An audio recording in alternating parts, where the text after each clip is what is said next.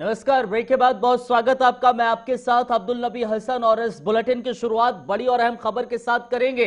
दरअसल बड़ी और अहम खबर जम्मू कश्मीर से जुड़ी हुई है, क्योंकि जम्मू कश्मीर के पूर्व मुख्यमंत्री फारूक अब्दुल्ला पर ईडी का बड़ा एक्शन देखने को मिला है। आपको बताएं, क्रिकेट घोटाले केस में 12 करोड़ की संपत्ति फारूक अब्दुल्ला की जब्त कर ली गई है। और बड़ी और अहम जानकारी, अब्दुल्ला के 3 घर और 2 प्लॉट के साथ एक प्रॉपर्टी अटैच की गई है। फारूक अब्दुल्ला पर पद के गलत इस्तेमाल का दरअसल आरोप लगा है। तो बड़ी और अहम खबर आपको यह बताते चलें, जेकेसीए में 113 करोड़ रुपए की धांधली का पूरा मामला था और फारूक अब्दुल्ला पर ईडी ने कसा है बेहद ही जोर तरीके से शिकंजा। फारूक अब्दुल्ला की 12 करोड़ की संपत्तियां ईडी ने अटैच कर ली है। जम्मू कश्मीर क्रिकेट संघ ने मनी लॉन्ड्रिंग केस में दरअसल ये कार्रवाई की गई है। जम्मू कश्मीर क्रिकेट संघ के मनी लॉन्ड्रिंग केस में ये कार्रवाई की गई है। फारूक अब्दुल्ला पर दरअसल पद के गलत इस्तेमाल का आरोप लगा है। 2006 से 2012 तक जम्मू कश्मीर क्रिकेट एसोसिएशन के फारूक अब्दुल्ला अध्यक्ष थे और उस दौरान ही उन पर पद का गलत इस्तेमाल करने का आरोप है। और ये तकरीबन 113 करोड़ रुपए की धांधली का मामला सामने आता है। एक और अहम जानकारी निकल कर सामने आ रही है। बड़ी खबर एक और है, जहां पर ईडी के एक्शन पर उमर अब्दुल्ला भड़के हैं। बड़ी और अहम खबर, उमर अब्दुल्ला ने कहा पैतृक संपत्ति सीज की गई है, कोर्ट में लड़ेंगे, ये कहना है उमर अब्दुल्ला का। बड़ी और अहम खबर, ज्यादातर संपत्ति 1970 के दशक की पैतृक संपत्ति है। 2003 में दरअसल पूरा मामला सामने आया था। इन सब के बीच में आपको बताएं, जेकेसीए मनी लॉन्ड्रिंग केस में ईडी ने जम्मू कश्मीर के पूर्व मुख्यमंत्री उमर अब्दुल्ला पर फारूक अब्दुल्ला पर एक्शन लिया है, जिसका जवाब उमर अब्दुल्ला देते नजर आए। ट्वीट के जरिए वकीलों के संपर्क में हैं और एक ही स्थान पर इन सभी आधारहीन आरोपों के खिलाफ लड़ेंगे कानून की अदालत में, जहां सभी को निर्दोष माना जाता है। और मीडिया की अदालत या बीजेपी नियंत्रित सोशल मीडिया की अदालत के विपरीत निष्पक्ष सुनवाई का हकदार है। फारूक उमर अब्दुल्ला ये ट्वीट करते हैं, जो प्रॉपर्टी अटैच की गई है उसमें से ज्यादातर 1970 के दशक की पैतृक संपत्ति है और इसमें से नई संपत्ति का निर्माण 2003 में हुआ। ऐसे में जब्ती का कोई औचित्य नहीं हो सकता, क्योंकि वो जांच के दौरान अपराध की कार्रवाई को साबित करने में नाकाम रहे हैं।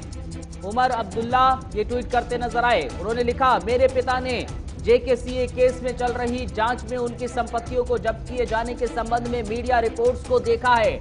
आश्चर्यजनक रूप से मीडिया को जब्ती के बारे में नहीं बताया गया था, क्योंकि उसे कोई आधिकारिक नोटिस या दस्तावेज नहीं मिला था।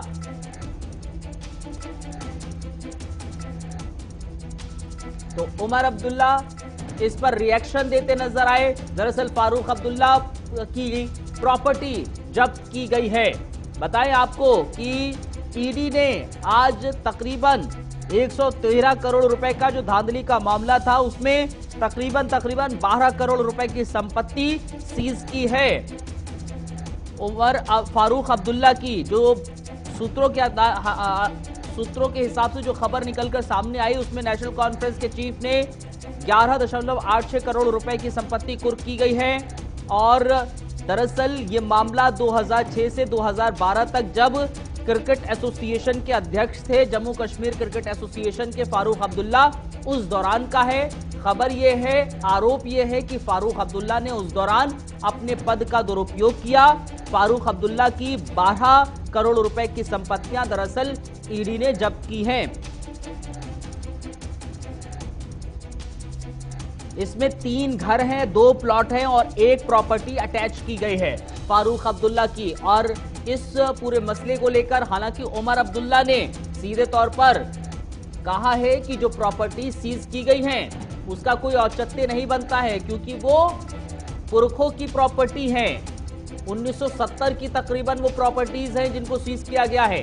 तो उन प्रॉपर्टीज को सीज करने का कोई मसला ही नहीं बनता है, ये उमर अब्दुल्ला कहते नजर आए।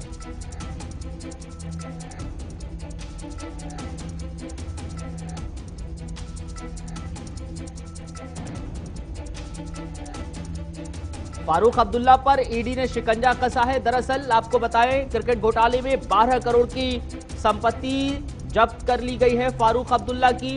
और खबर ये मिलती हुई नजर आई है कि फारूक अब्दुल्ला पर उनके पद का दुरुपयोग करने का आरोप है। इशफाक गौहर साहब हमारे साथ, हमारे सहयोगी इस वक्त एग्जीक्यूटिव एडिटर जुड़ गए हैं फोन लाइन पर। इशफाक गौहर साहब, फारूक अब्दुल्ला की जो संपत्ति है तकरीबन 12 करोड़ की, वो जब्त की गई है। उमर अब्दुल्ला का रिएक्शन इस पर सामने आया है, किस तरह से इस खबर को देखा जाए? देखिए, बिल्कुल खबर जो इस वक्त सामने आया वो यही है कि एनफोर्समेंट डायरेक्टरेट का एक स्टेटमेंट सामने आया है जिसमें ये कहा गया कि क्रिकेट स्कैम जो अंडर इन्वेस्टिगेशन है उसमें उन्होंने कार्रवाई की है और अटैचमेंट जो है प्रॉपर्टी की वो की गई है। लेकिन जब आप ग्राउंड पर देखेंगे तो ग्राउंड पर अभी सिचुएशन ये है जो हमें highly placed sources from Farooq Abdullah family जो हमें सोर्सेज से खबर मिली है, ऑफिशियली उन्हें कोई भी चीज कम्युनिकेट अभी तक नहीं की गई है, नंबर 1। और वही बात है जो आप खुद कह रहे हैं कि उमर अब्दुल्ला ने सोशल मीडिया पर आकर इस बात की वजाहत कर दी है कि मीडिया के जरिए से खबरें सुनी जा रही है, लेकिन ग्राउंड जीरो पर ग्राउंड पर ये सिचुएशन है कि ऑफिशियली कोई भी बात कन्वे नहीं की गई है और हम अपनी लीगल टीम के साथ जो है वो बात कर रहे हैं। तो कुल मिलाकर क्रिकेट वाला मामला जो है, क्रिकेट स्कैम जो है, ये बहुत पुराना स्कैम है। पहले पुलिस इन्वेस्टिगेट कर रही थी, फिर सीआईडी के बाद ये सीबीआई को चला गया और फिर सुप्रीम हाई कोर्ट ने इसमें डायरेक्शन दे दी और इस केस में सुनवाई भी 2-3 बार फारूक अब्दुल्ला की पर्सनल अपीयरेंस हुई है, श्रीनगर के अंदर भी, चंडीगढ़ के अंदर भी। और मैटर जो था वो अभी अंडर इन्वेस्टिगेशन था, जिस बीच अभी ये खबर आई है कि उनकी प्रॉपर्टी जो श्रीनगर के अंदर है और जो उनकी प्रॉपर्टी टंगमर्ग के अंदर है उसको जो है एक और पॉइंट जो उमर अब्दुल्ला ने रेज किया है इशफाक गौहर साहब, प्रॉपर्टी के बारे में कहा जा रहा है।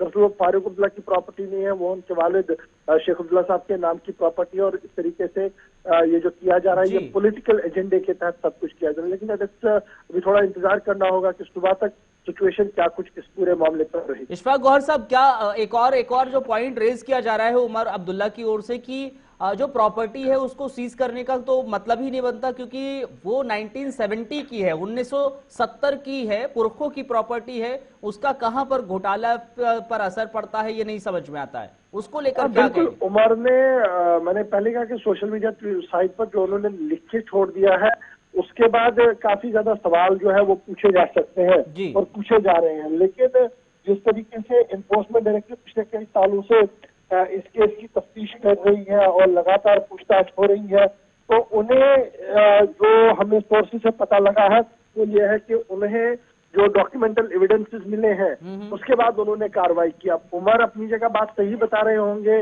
और जो एनफोर्समेंट एजेंसी है वो अपने तरीके से काम कर रही है। At the end of the day court ने डिसाइड करना होगा कि सही क्या है और गलत क्या है। चलिए, बहुत शुक्रिया सर, बहुत धन्यवाद आपका हमारे साथ जुड़ने के लिए और अपनी जानकारी पूरी हमारे दर्शकों तक पहुंचाने के लिए बहुत बहुत